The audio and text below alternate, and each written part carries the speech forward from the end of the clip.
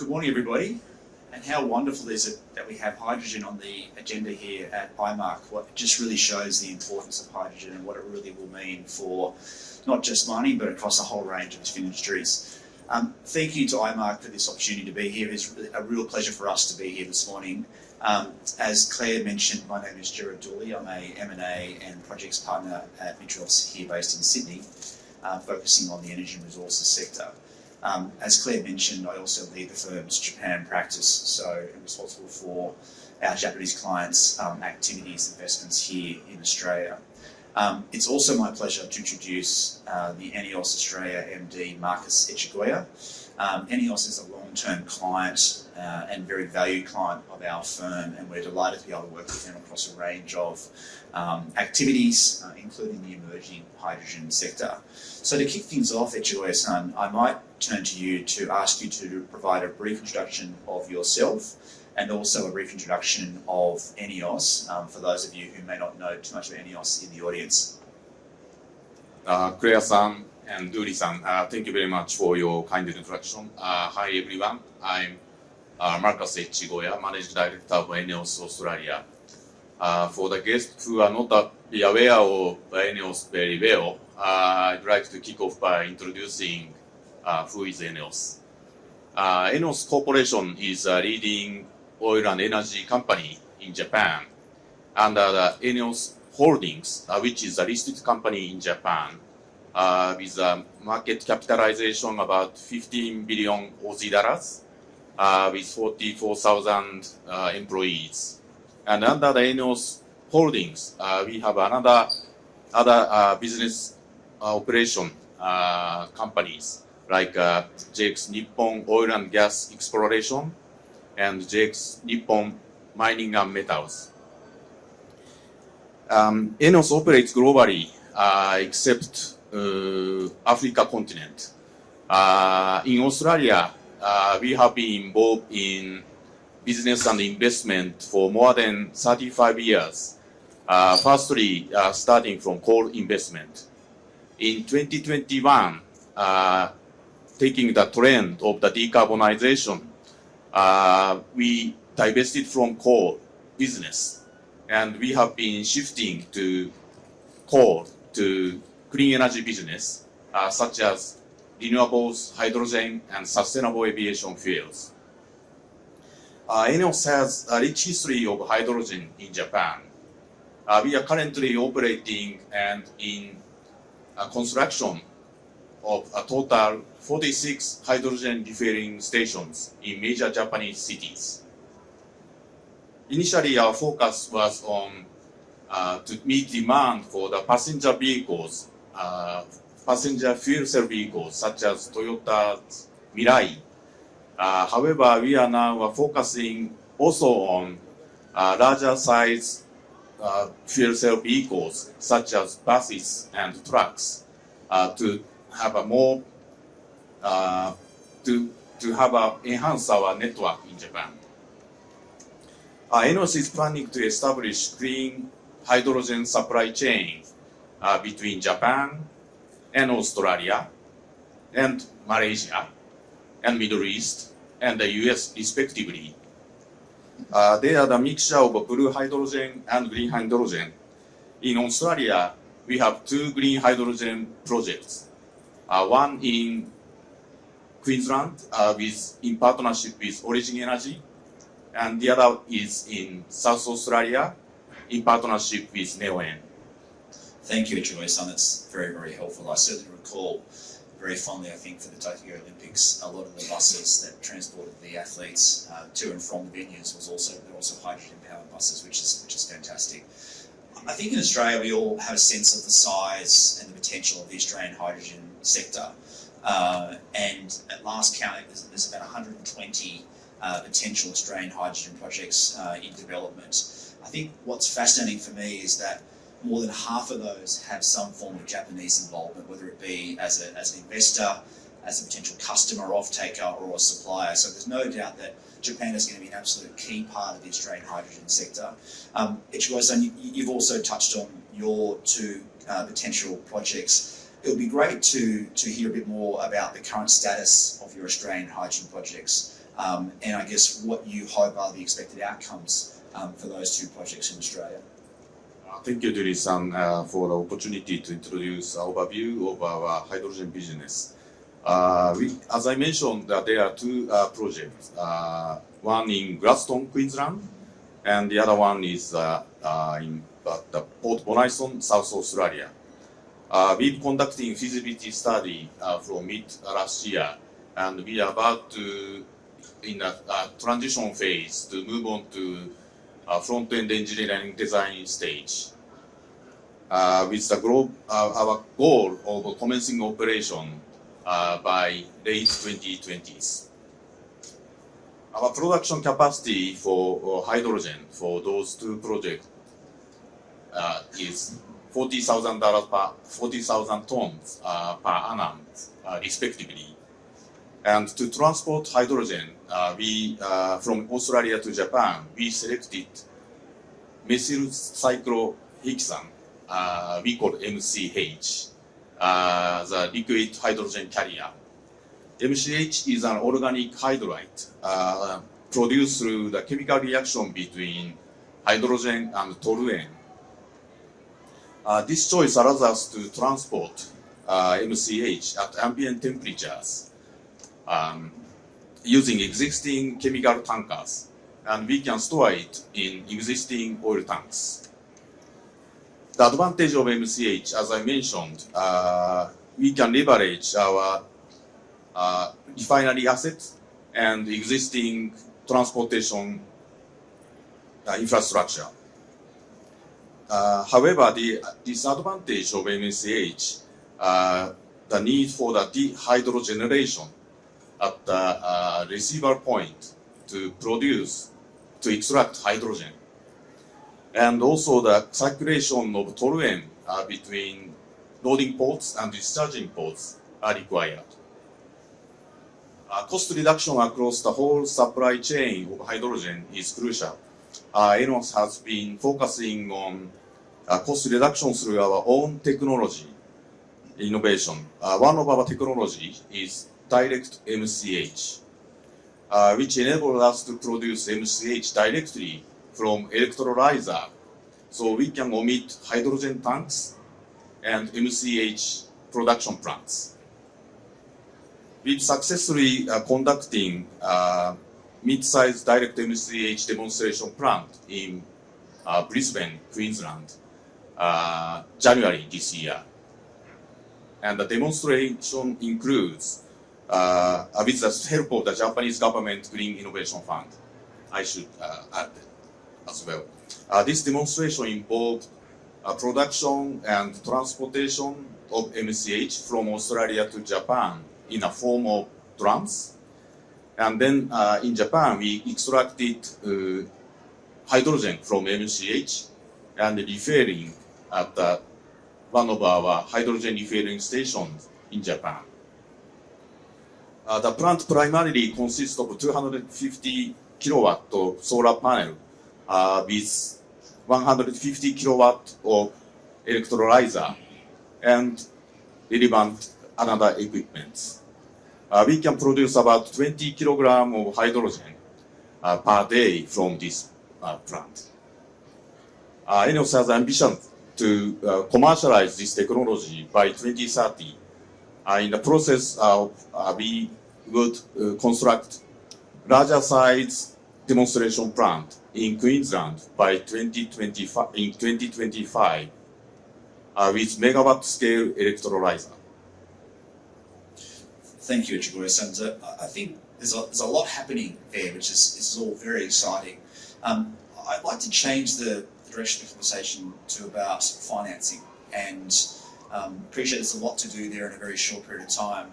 For ENEOS, how are you approaching, and how do you think you will approach the financing of your Australian projects, and what are the reasons for those approaches?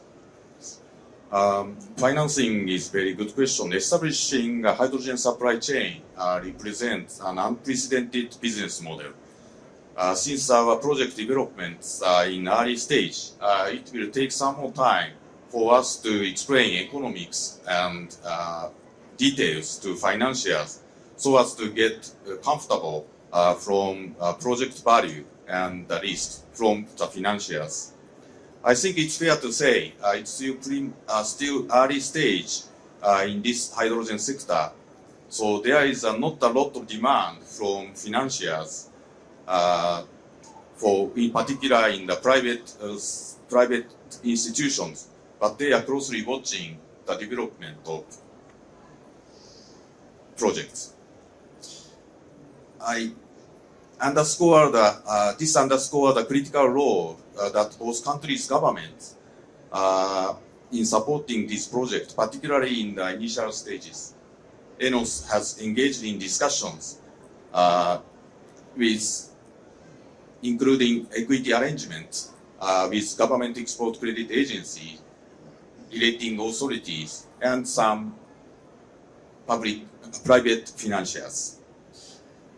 Thank you, Echigoya-san. So I think you're exactly right there. I think the ability of financiers to finance right now is very challenged for them. And you touched on the importance that both the Australian government and the Japanese government will play in helping to develop these early stage projects. Could you give us a little bit more detail or insight about what the respective governments are doing to assist you and assist the sector to develop projects? Both the Australian and Japanese government have national hydrogen strategy, which stipulate goal of the hydrogen production cost. Japanese government has also set a volume target for hydrogen supply, which is 3 million tons by 2030 and 20 million tons by 2050. So Japanese government has launched 220 billion Aussie dollars as a green transformation bond, and out of that, $80 billion would be expected to allocate for hydrogen and ammonia sector. The Ministry of Economy, Trade and Industry is proposing a price cap support for hydrogen and ammonia by the form of the contract of difference methodologies. This will be legislated by March next year, and they are going to launch a tender for funding June next year at the earliest. Australian government has already set the hydrogen head start $2 billion, and they are now on EOI stage. I think it's beyond the scope of this discussion today, but there's no doubt that the role of the governments is going to be critical, and we know that the US Inflation Reduction Act and what's happening in Western Europe is going to be a little bit of a race, I think, to work out how governments fund, but that will be fascinating to see how that plays out. But certainly the Japanese and the Australian governments are going to be very, very important, respectively. You've already touched on, Echigoya-san, the importance of your partners, both Origin and NEO, collaboration is just so important to getting these projects off the ground. Could you provide just some short insights on how you think you can achieve effective collaboration through JVs and consortiums in your hydrogen projects? The primary drivers behind Enos' involvement in Australia are because Australia has abundance of competitive renewable energy resources and also the very well established infrastructure. Given the ambitious of scale of the hydrogen industry's growth, it will be a challenge for one Japanese company to establish such a hydrogen supply chain between Australia and Japan by ourselves. So we are collaborating with business partners for supply of renewable energy, namely Origin Energy and NEOM, and also with the state governments for the development of infrastructure such as port, grid, and water supply. Additionally, the market plays a pivotal role in project success from the bunkering viewpoint. Enos believes we can contribute in this space, as well as supply chain knowledge. Building on the complementary bilateral relationship between Australia and Japan, ENEOS believes effective collaboration with Australian partners in both public and private. Partnership with Origin Energy, NEON, and respective state government are good examples. And also we have a partnership with Queensland Technology of University, Queensland University of Technology, in direct MCH when we are in the R&D phases. And also Queensland government continues to support this project from the beginning. Thank you, Echigoya-san. I'm slightly conscious of time here. We've got so much to talk about, but we'll try and get through as best we can in the next 4 or 5 minutes. But you've already touched on the importance of technology, and you've mentioned your own direct MCH technology that you're rolling out for some of your projects. What will be the role and what influence will that have, do you think, on how projects are financed and the decision-making process for hydrogen projects in Australia? Hydrogen supply chain is under the significant technology development with expectation of technical innovation. Different technology and methodology, they have pros and cons at this stage, but we anticipate overcoming those challenges by the innovation. As an oil company, Enos focus on MCH and also the direct MCH as a technical innovation. I believe that the choice of proven technology is crucial in the project financing. It significantly impacts the economics of the project. Additionally, safety, stability, and environmental impact are also relying on this applicable technology. Yeah, thanks, Echigoya. I think that reliability of transport is going to be such a key factor for financiers and how they approach their financing arrangements. And I think that ability to rely on the existing shipping and infrastructure will also be key. I think the other thing is electrolyzers, and I think the technology around those is going to be really, really important. I think the challenge there for financiers is, whilst the technology is there, we haven't seen the track record for them, and I think that will be one key point for financiers to DD over the coming years, and how the actual performance stacks up against what the producers of that technology will actually be. And I think from that point of view, from my own perspective, I think financiers will take a very conservative approach to their financing packages until they can actually see the track record of not just the producer's technology, but also the electrolyzer technology as well. So that will be an absolute critical part to the financing path. Moving on now, Echigoya-san, to the future of hydrogen. And this is a tough question, but how do you see the role of hydrogen evolving, and what do you think that really means for financing hydrogen projects, both here in Australia, but also in your home country, Japan? Yeah, I hope that hydrogen will play a key role in decarbonization for both countries, because to achieve net zero by 2050. And the long-standing and mutual beneficial business relationship established between Australia and Japan, particularly in the mining, energy and resources sectors, we have a lot of collaborations. And for example, in these sectors, Australia has been a reliable supplier, and Japan has been a key off-taker. And I think that this would also be applicable for the hydrogen as a complementary relationship. I think you're exactly right there, Echigoya-san. I think the risk here, and I am an optimist when it comes to hydrogen, but I think the risk here is revenue and revenue risk. And I think that's going to be the key to getting early stage projects off the ground. And I think the ability of projects to secure long-term offtake. So I think the importance and the credibility of off-takers, I think how those offtake arrangements are structured, whether we need to rely on take or pay to effectively help bank those projects, and I think what models are adopted in the long term will be really, really important. I think we're almost out of time, and I'm conscious that we do want to keep to time today. So I'd like to extend a big thank you for all of you for listening to us this morning. As I said at the start of the conversation, I think it's fantastic that hydrogen is part of this conversation. It will have a role across a whole range of sectors, obviously in mining as well. So thank you very much. Echigoya-san, a huge thank you to you, and thank you for your valuable time this morning. ENEOS has such an important role in the hydrogen sector here in Australia and obviously in Japan as well. So we really do thank you for your insights and your observations and thank you for your time this morning. Thank you, Dooley-san. Thank you very much.